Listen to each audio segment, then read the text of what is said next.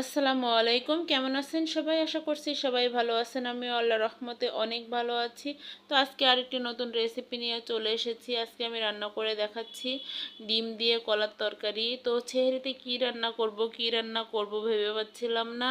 হঠাৎ করে মাথায় আসলো কলা আর ডিম দিয়ে একটা রান্না করি। তো এটা সবাই পছন্দ করে এবং খুবই স্বাস্থ্যসম্মত। কলাতে প্রচুর পরিমাণে আয়রন আছে। আপনাদের যাদের হিমোগ্লোবিনের সমস্যা তারা অবশ্যই কলার তরকারিটা খাবেন, অনেক উপকার পাবেন। তো আমি এখানে 3টা ডিম মরিচ পেঁয়াজের সাথে লবণ দিয়ে সুন্দরভাবে গুলিয়ে নিয়েছি। আমি এভাবে ভাজ করে করে দিব।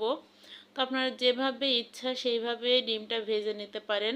তো আমার কাছে এটা এইভাবে ভালো মনে হয়, তাই আমি এভাবেই করে নিচ্ছি। তো সুন্দর করে আমার উল্টাই পাল্টাই ডিমগুলো ভাজা হয়ে গেছে। আমি এবার ওই তেলের মধ্যেই কিছু পরিমাণে পেঁয়াজ কুচি দিয়ে দিলাম। পেঁয়াজটা ভাজা হয়ে গেছে, আমি এবার সামান্য একটু পানি দিয়ে দিলাম। এর মধ্যে দিয়ে দিচ্ছি রসুন বাটা, জিরা বাটা, এরপর দিয়ে দিলাম পরিমাণ মতো লবণ, দিয়ে দিলাম শুকনো মরিচ গুঁড়া।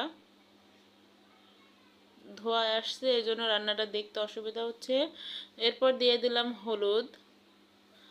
এরপর দিয়ে দিচ্ছি আগে থেকে কেটে ধুয়ে রাখা কলা। দেখেন কত সুন্দর একটা কালার আসছে। আমি কলাটা এভাবে রান্না করি, এভাবে রান্না করলে আমার কাছে অনেক ভালো লাগে। তো এরই মধ্যে বলে রাখি, আমার চ্যানেলে আপনারা যদি নতুন হয়ে থাকেন অবশ্যই আমার চ্যানেলটি সাবস্ক্রাইব করে দিবেন, লাইক কমেন্ট শেয়ার করে দিবেন, পাশে থাকা বেল বাটনটি অন করে দিবেন যেন সমস্ত নতুন নতুন ভিডিও ছাড়ার সাথে সাথে নোটিফিকেশন আপনার ফোনে চলে যায়।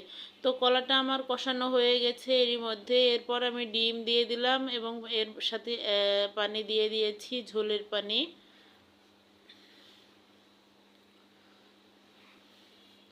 আমি খুব বেশি ঝোল করব না, তাই বেশি পানি দিব না। আর কলাটাও আমার সেদ্ধ হয়ে গেছে।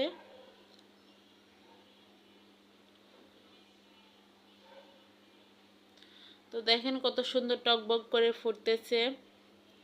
তো আমার এই রান্নাটা যদি আপনাদের ভালো লেগে থাকে অবশ্যই অবশ্যই আমার চ্যানেলটি সাবস্ক্রাইব করে আমার পাশে থাকবেন, আমি তাহলে উপকৃত হব। তো রান্নাটা আমার হয়ে গেছে। এরপর আমি দিয়ে দিলাম ভাজা জিরের গুঁড়া দিয়ে এবার আমি নামিয়ে নেব।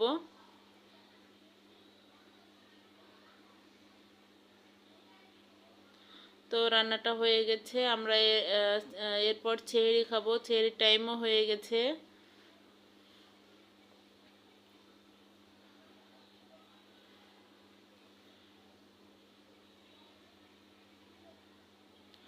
দেখেন কত সুন্দর কালার আসছে তরকারিটা এবং অনেক সুস্বাদু হয়েছে। আপনারা এভাবে রান্না করবেন, বাচ্চারা ছোট থেকে বড় সবাই খুবই পছন্দ করবে। সবাই ভালো থাকবেন। ধন্যবাদ সবাইকে। আসসালামু আলাইকুম।